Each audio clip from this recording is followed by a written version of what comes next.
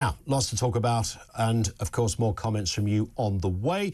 Let's look at what is happening in the United States. Extraordinary speech yesterday from Donald Trump. It went on for about 3 days. Mr. Trump refusing to rule out using military force to take control of Greenland. I've never quite got to the bottom of what the... why Greenland could be seen as the property of the US. The president-elect says it's vital for the protection of the free world, saying Russian and Chinese ships are everywhere. He also wants control of the Panama Canal for security reasons. He even proposed renaming the Gulf of Mexico to the Gulf of America. He says it's got a lovely ring to it. It's got a lovely ring. Let's speak to Michael Graham, managing editor at Inside Sources and US political commentator as well. Michael, good afternoon to you. I mean, this was sort of Trump stuff with bells on, right? I mean, this was I didn't even mention Canada, by the way, in that. That's another one in the potentially in the Trump net for acquisition. Well, greetings to you there in your beautiful country, also known as the future new America. The 58th state of the United States.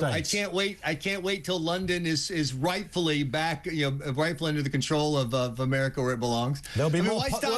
We'll finally get more Popeyes. We only have one or two, so there you go.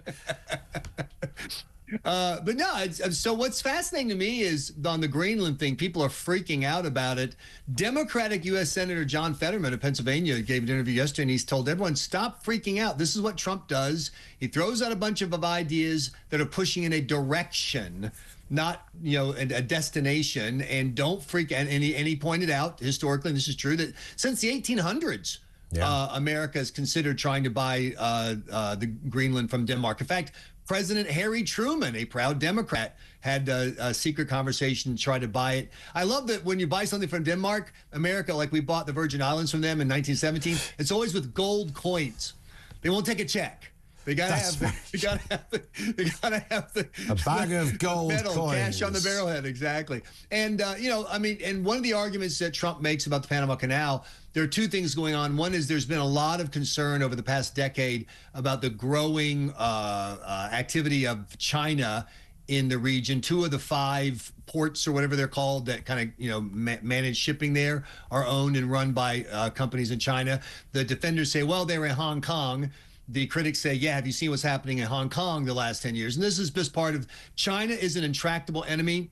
Yep. And I will just say to everybody in Great Britain, everybody across Europe, pull your head out. There is no way around this. China is coming, and you just got to figure out what you're going to do about it. And so that's part of it, is he wanted to highlight the China stuff.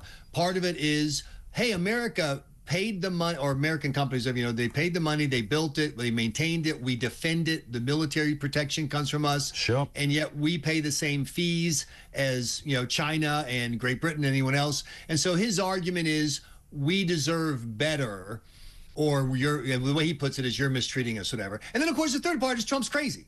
So you got to always factor that in. It's just the guy. It's just crazy. Well, there is that, isn't there? I mean, let me say this. Which answer is better, though, if you're in a negotiation? Someone says, "Are you willing to take, whatever, military force or economic?" Remember, the question was military force or economic coercion off the table, and Trump gave the exact right answer if you're in a negotiation, which is no. I'm not taking anything off the table. Yeah. Now, is he crazy enough to send the military? Would the military even go? Blah, blah, blah. But as far as economic coercion, hey, Denmark, that's a nice trade relationship with America to buy your whatever Denmark. What do they make? Like cheese or whatever? Danishes. Yeah. Bacon. Stuff that happened to it. A lot of bacon coming out of there. That's true. They are a big ham country. They love a bit of ham over there. What is so do we. What's the history of Greenland here?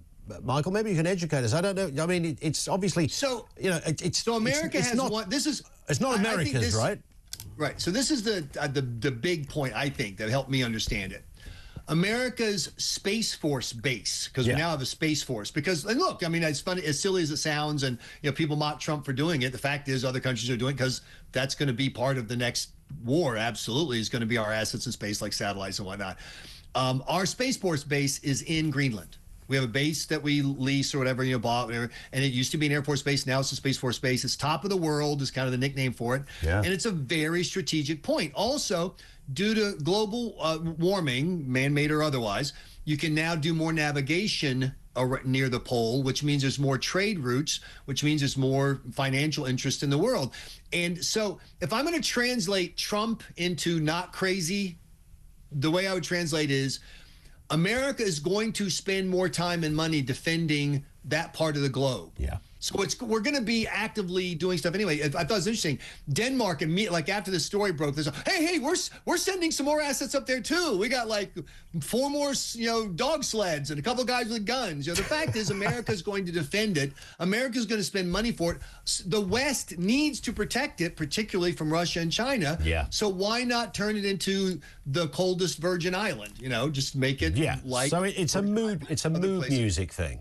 Yeah, well, but it's also a acknowledgement. We're doing the work, so why not why not have it be a U.S. territory or whatever quasi thing? Then the other big thing too, of course, is rare earth minerals. China dominates the minerals that you need to make solar panels, make EVs, make high-tech chips, and these geranium and gallium and all this stuff I'd never heard of before a month ago.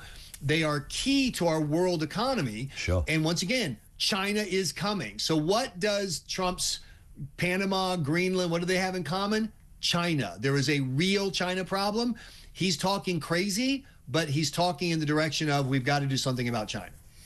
What about Canada, though? Because I heard him talk in similar tones about Canada. He talked about, there's a lot of nice people over there. It's a lovely country, but we protect it, essentially. America protects Canada, so you might as well make it part of America. Any day not spent mocking the Canadians is a lost day. I mean, come on.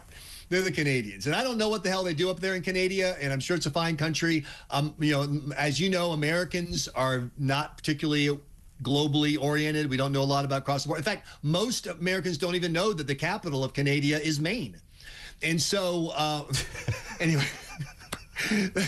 to be serious, well, that's what we were taught in school as well. So once again, to be serious, there are a series of things happening, and this is one that your team has already learned.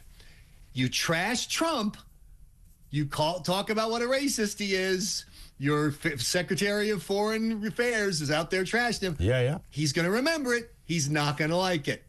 Canada and Trudeau and their government, which is very left, has been anti-Trump, trashing Trump for a long time. So that's step one. Step two, we have seen a surge in illegal crossings across the northern border. Now, the raw number is much smaller still than the southern border, but it's up. I think the last number I saw was 1,700% increase during the Biden years, maybe bigger. And what's interesting? Wildly disproportionate, the number of people who are on the terror watch list are coming illegally across the northern border when they're detained. Interesting. And what's Canada's stance? Relatively open borders. They don't do any immigration enforcement, so it's kind of like the Mexico problem. So once again, Trump creating leverage on something he cares about and by trashing people. Just a final story that's worth getting your word on, and I'm just going to give a sort of an odd example of something similar. Over here, it's flu season because it's winter, and every year the front pages go, oh my God, everyone's got flu, and the hospitals can't cope. Similarly, over there in California, there's some wildfires. I tend not to take any news seriously out of California unless there's a wildfire, frankly. They're happening all the time. What makes this different? Why is it more serious this time, Michael? Well, I don't know that it's more serious, but when you're hitting communities like Malibu and, where the affluent people in L.A. County live, when you're hitting Santa Clarita where my Uncle John lives, hi, Uncle John, then it starts being a thing. But there is something else, which is the governor of California is a far left environmental guy. And the political debate is over, do you do controlled burns? Do you intentionally destroy in order to, prosper and have a healthier ecosystem? And the crazy greenies are, no burning, no, every time a tree dies, grandma cries, whatever. And so because Gavin Newsom has not allowed the forest management that the forestry people keep saying, now you have these, once again, affluent homes in L.A. County. They're not off in the north part of the state or whatever. It's not out in the central desert, well, not desert, but, the central area where it's a relatively low population. And so the big reason this is a big story is it's happening in a major media market, the second largest media market in the country. Right. And it's happening to rich liberals. So if it hurts rich liberals where TV cameras are, it's a big story. Of course it is. And listen, it's always a big story when you're with us, though, Michael. Thank you, as ever. Michael Graham, US political commentator. He is, of course, the managing editor at Inside Sources. Check them out. He's our man on the Hill.